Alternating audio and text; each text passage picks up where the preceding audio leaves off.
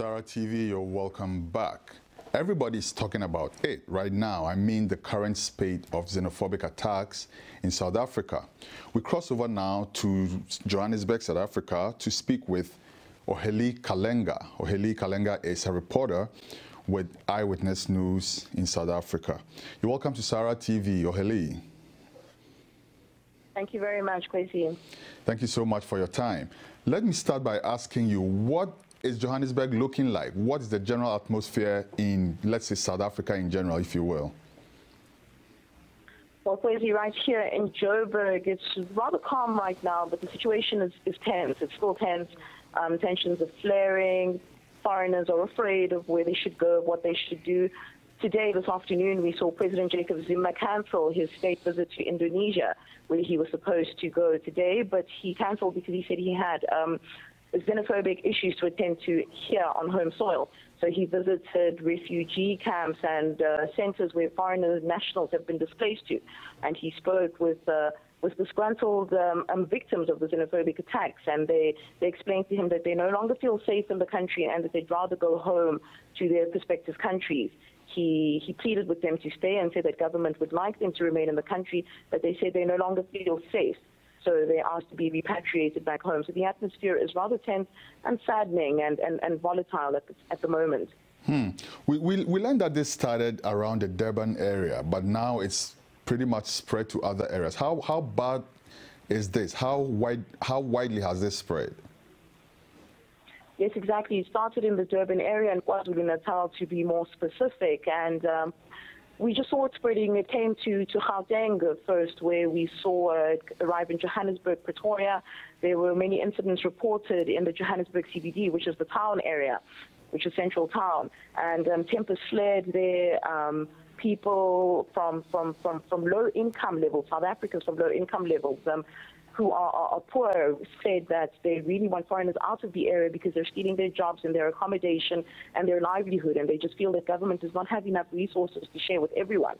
So they want foreigners out of the area. So we saw it among the townships, among the town area, really the low income levels, and it's just been spreading. There were a few incidents around the port in Port Elizabeth and Johannesburg and Durban as well. So people have attributed this unfortunate spate of affairs to all manner of factors. Some say it's due to a high level of unemployment, but we know there are other African countries with worse levels of unemployment. Can you share with us what some of the underlying causes of this sad event are? Yes, exactly. Locals who are disgruntled and are demanding that foreigners leave the area say that foreigners are stealing their jobs, are stealing their accommodation, are stealing their livelihood, and are contributing to crime in the area. Foreigners in South Africa only make up 4% of jobs and the economy, but in the poorer areas they've created jobs, and they've opened up shops, and they manage garages and they fix cars and so forth. So in the circumstances that they see foreigners as being affluent, as being the ones who have the money whilst they are struggling and are not getting jobs and so forth. Foreigners have a habit of arriving in the country and creating a job for themselves. And the South African locals that are disgruntled say that this is not fair, that they see it as them stealing from them, as them doing jobs that they could do for themselves and competing with them on the market. Well, I'm trying to wrap my head around this, though, Aurelie, because we noticed that a lot of the attacks are geared towards or directed towards fellow African people. Last year, thereabouts, there was actually an unfortunate incident where the police were actually involved in tying up a Mozambican national to a truck and dragging him down several miles. What is it really? Because I find it hard to say that Africans are the cause of all the problems of South Africans, whereas people of other races living in South Africa, probably having better jobs, are still walking the streets. Yes, that's true. A few years ago, we saw the case of Miro Masia, a Mozambican national who was dragged behind a police van to his death. The problem is that people are revolting around the foreigners that they see in their areas. And in the areas where we've seen protests and we've seen xenophobic flare-ups, there's a strong presence of African nationals, of Nigerians, Congolese, Cameroonian, Senegalese, Ugandan. So they are taking out their anger against the foreigners that they see in their communities, against the direct people that they feel have an impact on their livelihood, which is really surprising because we do have a lot of European foreign nationals as well in South Africa, but they seem to not be the target of these attacks because they're not in the areas where we've seen the flare-ups. The flare-ups have been mostly in the townships and in the Johannesburg CBD, the town area, where there's a strong presence of poor black South Africans.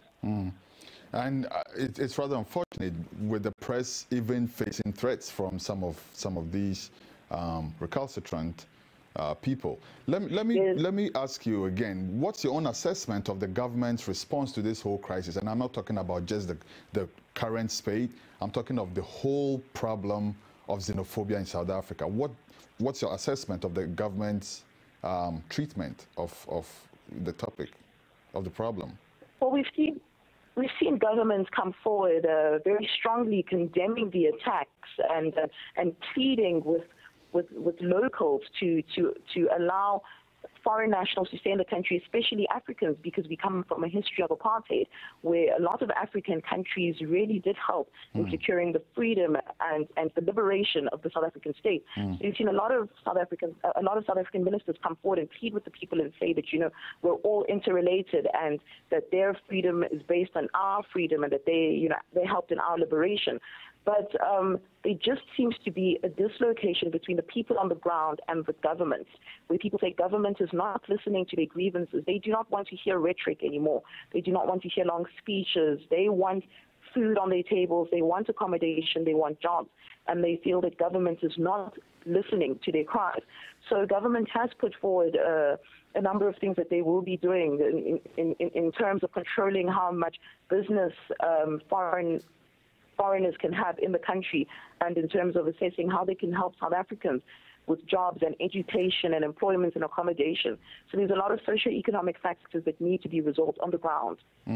So a few weeks ago, we also saw a rather bizarre situation where a reporter who was about to go on air live was actually mugged live on air.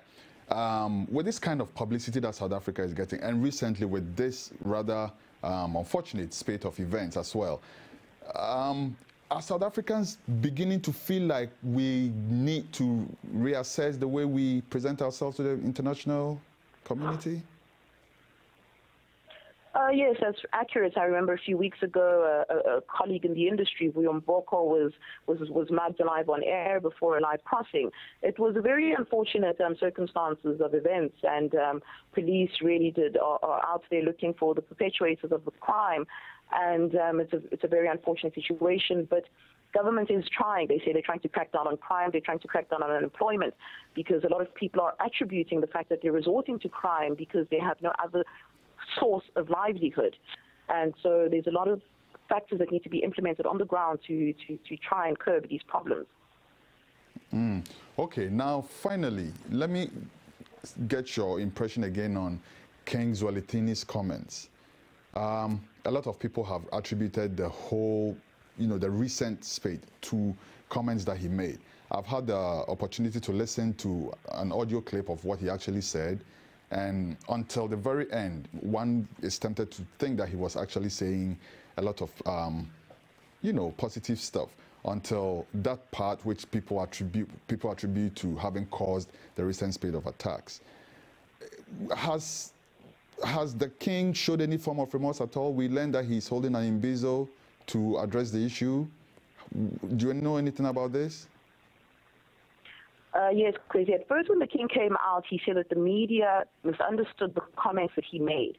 And there's been a lot of reaction to this. There's been other people who have weighed in on the conversation, saying that he was merely saying that foreigners should not overstay their welcome, that they should return to their countries, they should harvest their land, and they should go and make their own economies flourish. But the bottom line is that a lot of people just got the message of pack your bags and go back to your countries. So there's been a lot of fingers pointed towards him for starting the initial attacks. But we all are waiting in anticipation to see what will happen on Monday when he holds his imbizo, because we're hoping that he clarifies his comments, or to the very least retracts his comments, so that we can see a sense of stability, because all fingers and all eyes are pointed towards him and the comments that he's made. And even a lot of foreign nationals are saying that it's because of his comments that this is what transpired, and because he's the king of the Zulus, and this whole xenophobic violence started in KwaZulu-Natal, which is where he stays. They really are linking it to him. So we wait for Monday, we wait for his comments, we wait for clarification, or whether he's going to retract his comments, because everybody just wants, a state of normality. So how powerful is King Zwelithini, though? Let's take a situation where he retracts his comments. How is this going to help?